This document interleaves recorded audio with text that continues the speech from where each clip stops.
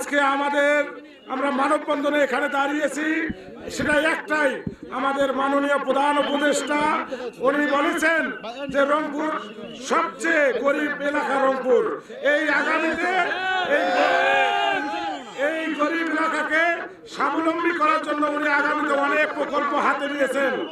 তাই আমি মনে করি আমাদের মাননীয় প্রধান উপদেষ্টার যে বক্তব্য অনুযায়ী, যেহেতু আমরা মঙ্গলপীড়িত এলাকা, এখানে যেহেতু উনি ঘোষণা দিয়েছেন যে চায়না ফ্রেন্ডশিপ হাসপাতালে এখানে আমরা চাই, এই এলাকায় যেহেতু আমাদের অনেক খাস জায়গা আছে, সেই হিসেবে আমাদের সকলের চাওয়া এই জায়গায় হলে সরকারের কোনো ক্ষতি হবে না, সরকারের কোনো জায়গা কিনতে হবে না।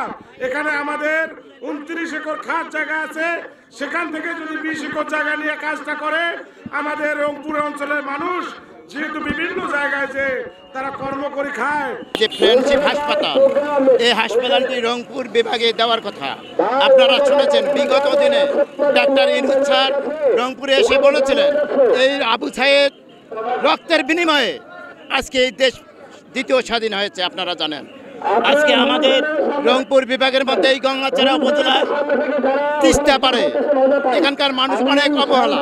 এবং তাছাড়া যে রোড আপনারা দেখতেছেন, এই রোডের পাশে আপনারা দেখবেন হাতিবান্ধা, তুজবান্ধার, পাটগ্রাম, আপনার লালমনিরহাট, কুড়িগ্রাম, ভুঙ্গামারি, ঢাকেশ্বরী, এইসব লোক এখানে হাসপাতালটা হলে তারা অনেক সহযোগিতা পাবে।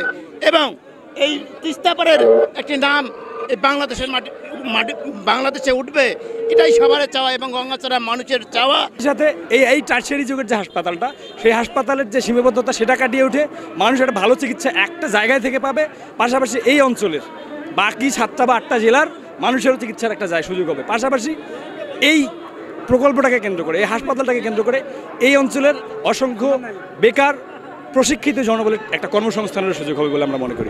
এটা বর্তমান সরকার মাননীয় প্রধান উপদেষ্টা ডক্টর মোহাম্মদ ইউনূস তিনি তিস্তা পরিকল্পনা বাস্তবায়নের জন্য যে চেষ্টা করেছিলেন, তার ফলশ্রুতিতে বাংলাদেশ উনি চীন সফরে বা চীন সরকার 50 বছর পূর্তি উপলক্ষে, বাংলাদেশের কূটনৈতিক 50 বছর উপলক্ষে যে হাসপাতালটি উপহার দেওয়ার জন্য ঘোষণা দিয়েছিলেন, তখনই তারা বলেছিলেন যে এটা যে তিস্তা পরিকল্পনা বাস্তবায়ন হবে, সেই তিস্তা মহাপরিকল্পনা বাস্তবায়নের লক্ষ্যে এই হাসপাতালটি, উপহারে হাসপাতালটি, 1000 শয্যার হাসপাতালটি তিস্তাপাড়ে নির্মিত করা হবে।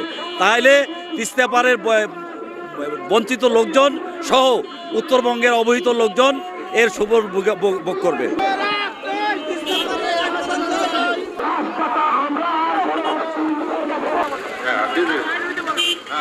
সম্মানিত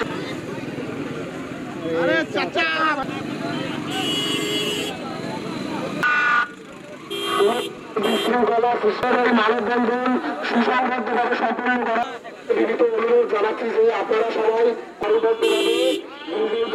দাঁড়ানোর জন্য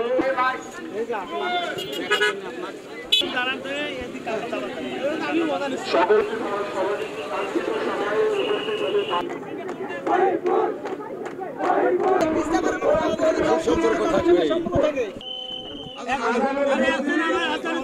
একজন জবাব দিলে তো হয়।